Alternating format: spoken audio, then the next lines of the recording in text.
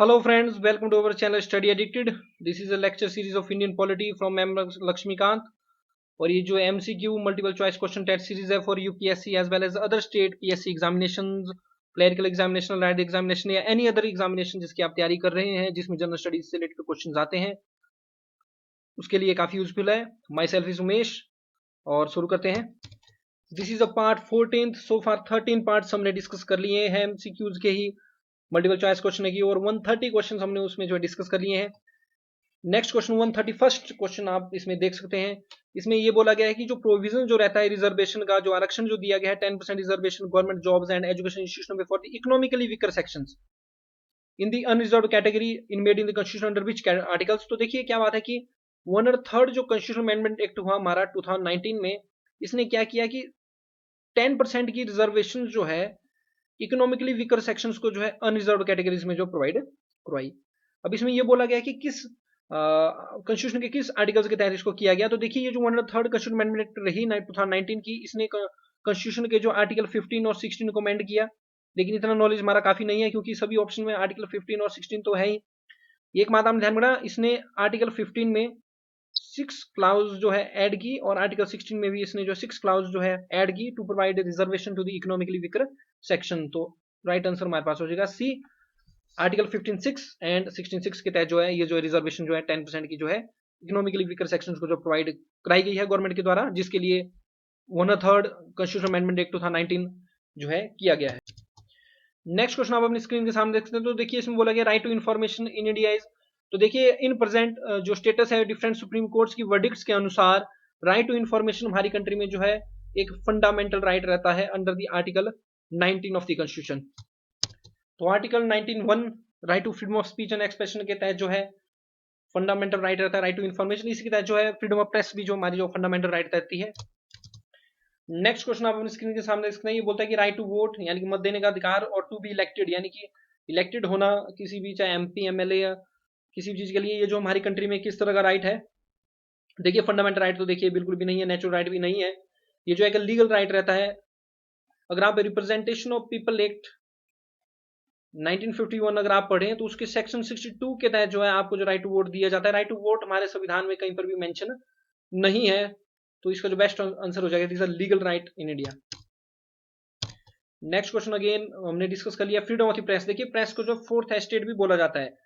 किसी भी डेमोक्रेसी की स्ट्रांग होने के लिए, किसी भी डेमोक्रेसी की हेल्थी वर्किंग के लिए जो हमारे पास जो है फ्रीडम ऑफ प्रेस जो काफी इंपॉर्टेंट रहती है. और एक वर्ल्ड प्रेस रिपोर्ट भी जो रहती है, वर्ल्ड प्रेस फ्रीडम इंडेक्स हमारा जो रहता है, जो कि रिपोर्टर्स विदाउट बॉर्डर्स के द्वारा रिलीज किया जाता है. तो जो वर्ल्ड प्रेस फ्रीडम इंडेक्स है इसमें इंडिया की रैंक जो काफी अच्छी नहीं होती है.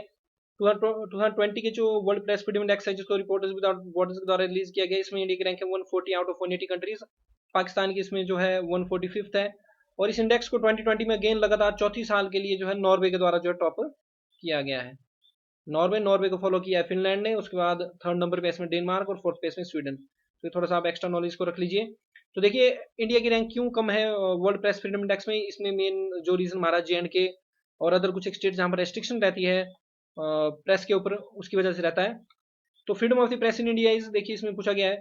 तो फर्स्ट स्टेटमेंट हम पढ़ेंगे. इसमें बोला गया कि available to people under the law of the parliament specially provided in the constitution implied in the right of freedom and expression available to the people of India and executive order. तो देखिए ये जो है एक implied रहता है in the right of freedom and expression. तो ध्यान रखें under the article 19(1) of the constitution जो है फ्रीडम ऑफ प्रेस जो है फंडामेंटल राइट है. देखिए यहाँ पर क्वेश्चन ये CDS 2016 में पूछा गया था कि हमारे संविधान के अंदर ये जो रिट ऑफ प्रोहिबिशन है ये किस चीज से रिलेटेड है. मैंने आपको पहले ही बोला कि प्रोहिबिशन में प्रोहिबिट किया जाता है लोअर अथॉरिटी को, लोअर जुडिशरी को अपनी जुडिक्शन से बाहर जाने से. और रिट ऑफ प्रोहिबिशन सिर्फ judicial as well as quasi judicial bodies के अगेंस्ट ही इशू की जा सकती है. तो फर्स्ट स्टेटमेंट तो इसकी यही बोलती है कि जो अगेंस्ट हो सकती है judicial and quasi judicial authorities. तो फर्स्ट स्टेटमेंट तो हमारी ठीक हो जाएगी. तो जहां पर फर्स्ट नहीं है उस स्टेटमेंट को आप काट सकते हैं क्योंकि इसमें बोला गया करेक्ट आंसर आपने बताना है. सेकंड इसमें स्टेटमेंट है to prohibit an inferior court from proceeding in a particular case where it has no jurisdiction to try. बिल्कुल सही बात है, ये हाई जुडिशरी के द्वारा लो जुडिशरी को इशू की जाती है ताकि वो अपनी जुडिक्शन अपने अधिकार क्षेत्र से बाहर काम ना कर लें. तो सेकंड स्टेटमेंट हमारी ठीक है. तो जहां पर सेकंड नहीं है उसको हम काट लेंगे. थर्ड रहता है to restrain a person from holding a public office to when he is not entitled. तो ये इसके लिए जो क्यू ब्रेंटो रहती है, रिट ऑफ प्रोहिबिशन का इससे रिलेटेड कोई भी लेना देना नहीं है. तो थर्ड स्टेटमेंट हमारी गलत हो जाएगी क्योंकि इसमें क्यू ब्रेंटो रिट आ जाएगी.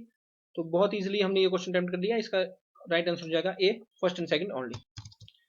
नेक्स्ट क्वेश्चन आप अपनी स्क्रीन के सामने देख सकते हैं। ये बोलता है जो भारत का संविधान है, कॉन्स्टिट्यूशन ऑफ इंडिया, जो गारंटीज करता है freedom of thought and expression, freedom of speech and expression जो रहता है, thought and expression, article 19 of the constitution, to all its citizen, ये सब्जेक्ट रहता है to implementation of directive principle, ये बिल्कुल सही बात है। फंडामेंटल ड्यूटीज के भी ये सब्जेक्ट रहता है, राइट टू इक्वालिटी के ये सब्जेक्ट नहीं रहता है। आर्टिकल 14 टू 18 में इसका कोई भी लेना देना right to freedom of speech and expression का नहीं है। तो फर्स्ट एंड सेकंड स्टेटमेंट जो इसमें जो है करेक्ट हो जाएंगे। नेक्स्ट क्वेश्चन आप देख सकते हैं सीडीएस 2018 में ये जो क्वेश्चन पूछा गया था, which of the following statements regarding article 21 of the constitution is are correct. तो फर्स्ट स्टेटमेंट बोलती है कि आर्टिकल 21 जो रहता है is violated when under trial prisoners are detained under judicial custody for an indefinite period.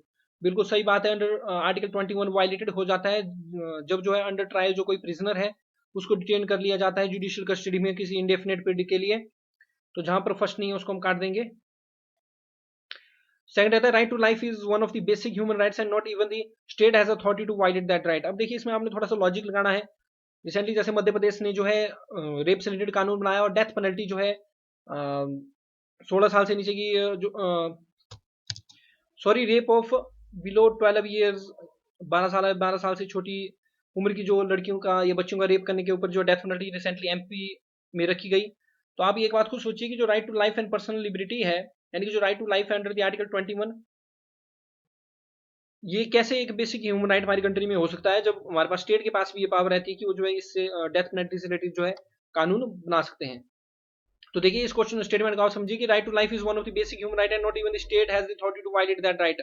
तो आप यहाँ पर समझिए कि स्टेट जो है subject to the law, subject to certain condition जो है इस प्रोविजन का जो हैंडल कर सकते हैं। डेथ पेनल्टी भी जो है स्टेट से दे सकती है, centre as well as state के पास पावर है कि डेथ पेनल्टीज भी जो ऑफेंसेस के लिए रख सकती हैं। तो फर्स्ट ठीक है, सेकंड गलत है। तो आप समझ लीजिए कि जहां पर सेकंड गलत है उसको हम हटा देंगे। तो जब आप सेकंड को हटा देंगे तो ऑटोमेटिकली आपका आंसर बच जाएगा सी। थर्ड स्टेटमेंट तो हमें देखने की भी जरूरत नहीं पड़ी। लेकिन एक बात देख लीजिए, under the article 21 right of women to make reproductive choices is not a dimension of personal liberty.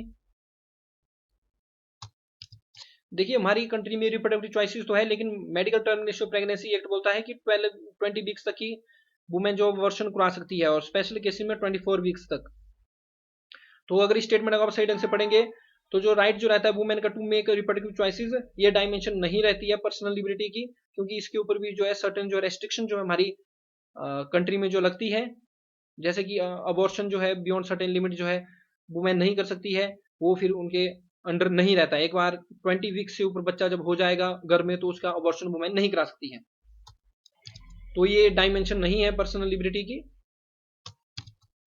Next question also काफी इंपॉर्टेंट है। इसमें पूछा गया है कि which of the following statements जो है करेक्ट रहती हैं regarding the right to education in India. तो देखिए आर्टिकल 21 जो है बात करता है राइट टू एजुकेशन, यानी कि 6 से 14 साल के बच्चों की फ्री एंड कंपल्सरी एजुकेशन का इसमें जो प्रोविजन रखा गया है। ये जो इतना इंपॉर्टेंट ये जो प्रोविजन है इसको ऐड किया गया था by the 86th constitutional amendment act 2003 के द्वारा। सॉरी 86th कॉन्स्टिट्यूशनल अमेंडमेंट 2002 ये रहता है, जल्दी जल्दी में गलत। तो 86th कॉन्स्टिट्यूशनल अमेंडमेंट एक्ट 2002 के द्वारा जो है हमारे संविधान में आर्टिकल 21 ए डाला गया, जिसके द्वारा right to education fundamental right बना दिया गया under the part 3 of the constitution. और इसी अमेंडमेंट ने एक फंडामेंटल ड्यूटी इंक्लूड की, जिसमें ये बोला गया कि पेरेंट्स और गार्डियन जो रहते हैं किसी चिल्ड्रन के in the age group of 6 to 14, इनका ये काम रहेगा कि ये जो एजुकेशन अपॉर्चुनिटीज जो है प्रोवाइड कराएंगे अपने चाइल्ड को in the age group of 6 to 14। ये एक फंडामेंटल ड्यूटी इनके द्वारा इंसर्ट की गई। तो देखिए इसके क्या, और एक इसी के मद्देनजर हमारी पार्लियामेंट ने राइट टू एजुकेशन एक्ट 2009 भी जो है इनेक्ट किया। तो इससे रिलेटेड कौन सी स्टेटमेंट ठीक है। तो free and compulsory education should be provided to all children of the age 6 to 14 years. तो अभी हमने डिस्कस किया 6 से 14 साल के बच्चों के लिए फ्री एंड कंपल्सरी एजुकेशन। तो जहां पर फर्स्ट नहीं उसको काट देंगे हम। सेकंड स्टेटमेंट रहती है the imperative of the provision of the right to education act 2009 is that school must be have qualified teacher and basic infrastructure. ये भी बिल्कुल सही बात है, क्वालिफाइड टीचर और बेसिक इंफ्रास्ट्रक्चर होना चाहिए। There should be a quality education without any discrimination on the ground of economic, social and culture background. ये भी बिल्कुल सही बात है। तो राइट आंसर हो जाएगा हमारे पास all the statements are correct. तो ए आंसर, ये जो हमारे पास यहाँ पर करेक्ट हो जाएगा। नेक्स्ट क्वेश्चन काफी इजी क्वेश्चन रहता है, इसमें भी यही बोला गया कि consider the following statement regarding freedom to manage religious affair as per the constitution of India. तो इनको आपने कंसिडर करना है और इनमें से बताना है कि कौन सी स्टेटमेंट सही नहीं है। फर्स्ट स्टेटमेंट देखिए रहती है कि every religious denomination shall have the right to manage its own affairs in matter of religion except some minor communities। तो इसमें ये बोला गया कि हर एक जो धार्मिक जो संप्रदाय है उनके पास जो है राइट रहता है कि वो मैनेज कर सकते हैं, चला सकते हैं अपने रिलीजियस अफेयर्स को इन मैटर ऑफ रिलीजन, धर्म से रिलेटेड कोई भी matter except some minor institution. तो देखिए आर्टिकल 29 में जो है majority as well as minority कोई भी कम्युनिटीज है वो जो है protection of interest of minorities में दिया गया है। और आर्टिकल 29 का ही सेकंड जो क्लाउज जो रहती है वो जो है मेजोरिटी कम्युनिटीज के साथ भी डील करती है। ये बोलती है कि किसी भी सिटीजन को जो है डिनाइड नहीं की जाएगी admission into any education institution maintained by the state, और जो एड या रिसीव करे किसी प्रकार की एड गवर्नमेंट के द्वारा on ground of religion, race, caste, sex, इसके आधार पर किसी प्रकार की डिस्क्रिमिनेशन जो है नहीं होगी। तो आर्टिकल 29 की क्लाउज 2 में जो है मेजोरिटी भी आ जाती है, इसलिए article 29 minority as well as majority दोनों के साथ डील करेगा। और आर्टिकल 30 जो सिर्फ माइनॉरिटी के साथ डील करेगा, right of minorities to establish and administrate the educational institutions. तो देखिए यहाँ पर एक्सेप्ट सम माइनर कम्युनिटीज ऐसा कुछ भी नहीं है, माइनर कम्युनिटीज के पास भी अधिकार है कि वो जो है अपने रिलीजियस अफेयर्स को जो मैनेज कर सकते हैं। तो फर्स्ट स्टेटमेंट हमारी गलत हो जाएगी। बाकी अगर अदर ऐसे आंसर हमारा ए हो जाएगा। बाकी स्टेटमेंट्स को पढ़ते हैं। एवरी रिलीजन और any section therefore shall have a right to own and acquire movable and immovable property, बिल्कुल तो सही बात है। Every religious community has a right to establish and maintain institution for religious and charitable purposes, ये बिल्कुल सही बात है। हर एक रिलीजियस कम्युनिटीज का राइट रहता है कि वो जो स्थापित कर सकते हैं religious institution for religious and charitable purposes. हर एक कम्युनिटी के पास जो अधिकार रहता है कि वो मैनेज करें अपने on affairs in matter of religion. तो ये बाकी सारी की सारी स्टेटमेंट ठीक हो जाएगी। इसमें पूछा गया कौन सी स्टेटमेंट ठीक नहीं है, तो ए स्टेटमेंट हमारे पास ठीक नहीं है, तो राइट आंसर हमारे पास ए हो जाएगा। नेक्स्ट क्वेश्चन हमारे पास रहता है कि which one of the following statement related to the protection against arrest and detention of individual under the article 22 of the constitution is not correct. देखिए इसमें पहली स्टेटमेंट दी गई है, no person who is arrested shall be detained in custody without being informed of the grounds for such arrest, बिल्कुल सही बात है। तो as soon as possible information दे दी जानी चाहिए कि किस ग्राउंड्स के ऊपर जो है किसी पर्सन को अरेस्ट किया गया है। सेकंड रहता है, no person shall be denied the right to consult and to be defended by a legal practitioner of choice, ये भी सही बात है। इनके पास पूरा पूरा अधिकार होता है कि वो लीगल प्रैक्टिशनर के द्वारा अपने आप को डिफेंड कर सके। थर्ड आता है, every person who is arrested and detained in custody shall be produced before the nearest magistrate, ये बिल्कुल सही बात है। नियरेस्ट मैजिस्ट्रेट के पास वो प्रोड्यूस हो जाने चाहिए within a period of 1 week for such arrest. तो ऐसा नहीं है, 1 वीक का टाइम ये नहीं है, ये सिर्फ और सिर्फ जो है 24 आवर्स का है, excluding the journey time. Journey time कुछ में नहीं रखा गया है, यानी कि किसी पर्सन को अरेस्ट किया जाता है तो उसको जो है 24 घंटे के अंदर जो है मैजिस्ट्रेट के पास पेश करना होता है, जर्नी टाइम इसमें इंक्लूड नहीं होता है। तो सी स्टेटमेंट सो फार हमारी ऐसी आएगी जो कि गलत है। डी स्टेटमेंट आती है, the right to protection against arrest is not available to person in jail pursuant to judicial order, ये बिल्कुल सही बात है। Right to protection against arrest जो है जो ऑलरेडी पर्सन जेल में है उसको अवेलेबल नहीं होती है जब तक उसके प्रेजेंट अरेस्ट के जुडिशियल ऑर्डर नहीं आ जाते हैं। तो राइट आंसर हो जाएगा इसमें सी, ये गलत हो जाएगा। अगर यहाँ पर 24 आवर्स होता तो ये स्टेटमेंट ठीक हो जानी थी। So C is our right answer. So that's the end of this video friends. आप मेरे चैनल को इस तरह से जो है लाइक सब्सक्राइब और शेयर करते रहिए, दूसरों की हेल्प जो आप करते रहिए, बिकॉज बहुत से हमारे बच्चे ऐसे होते हैं जो कोचिंग जो अफोर्ड नहीं कर सकते हैं।